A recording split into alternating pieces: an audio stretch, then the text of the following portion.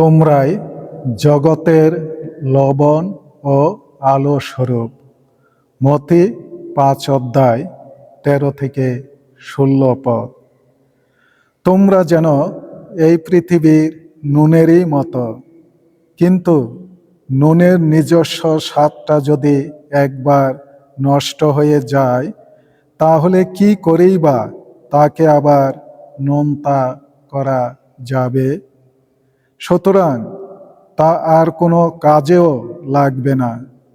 তখন তা শুধু বাইরে ফেলে দেওয়াই যেতে পারে, যেখানে লোকে যাবার সময় তা মারিয়ে চলে যাবে। আবার তোমরা যেন এই জগতের আলোরই মতো। পাহাড়ের উপর কোনো শহর তো কখনো মানুষের চোখের আড়ালে থাকতে পারে না।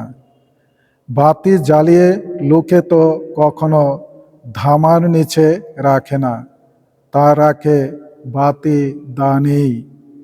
তবেই তো বাড়ির সবাই আলো পায়।